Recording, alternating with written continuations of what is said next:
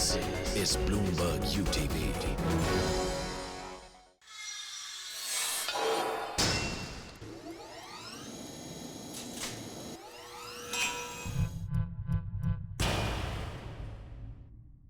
This is Talkback. I'm Hindol Sengupta. Days after the Prime Minister has noted in Washington a certain assertiveness on the part of China, returning on my show to explain China for India is Arun Shourie. Arun Shourie, welcome once again to Talkback. I'm delighted to be with you again. I want to begin by asking you, the Prime Minister says he's unable to, quote unquote, understand China's new assertiveness. What do we make of that statement when the Prime Minister says something like this? I think that's just a polite way of saying that he doesn't want to describe it, because obviously anybody should be able to understand China has a clear view about its position in the world. It is now benchmarking itself only with the United States in mind. Second, it has a clear view about India, that it is a potential nuisance, and that it is one of the claws of the crab.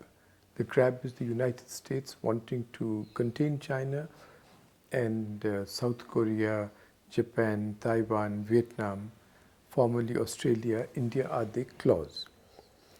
So for each they have a separate strategy.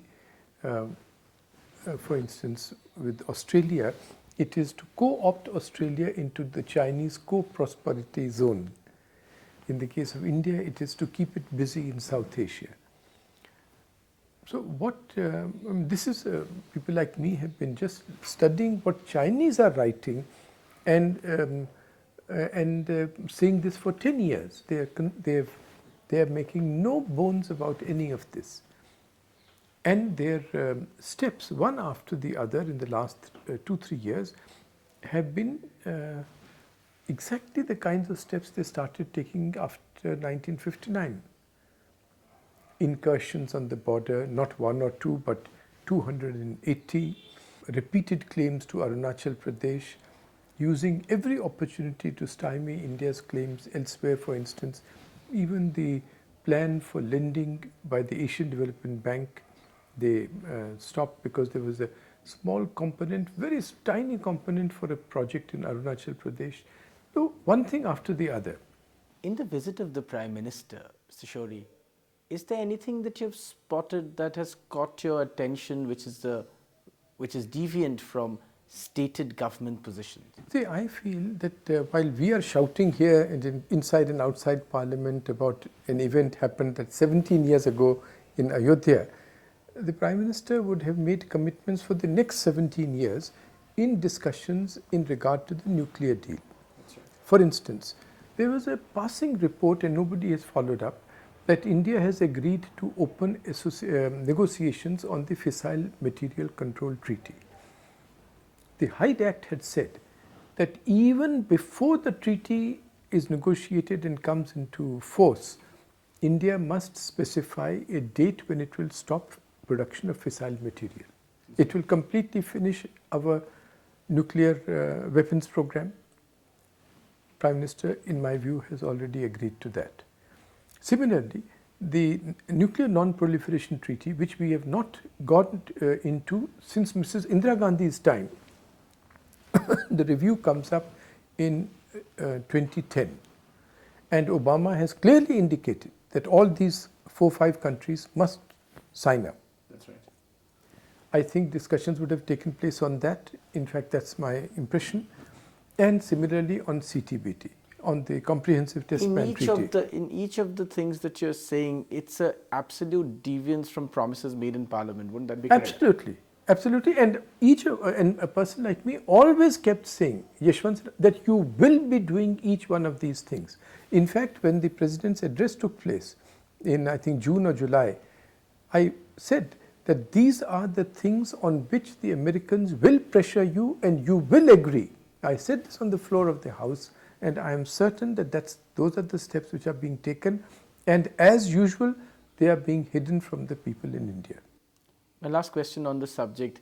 Therefore, essentially you're saying, according to your knowledge, if these promises have been met by the Prime Minister, not only are they complete deviance from promises made in Parliament by the Prime Minister at the time of the nuclear deal to the people of India. They are also, in fact, promises that greatly concern India's security and indeed puts a question mark on its deterrence policy. Absolutely.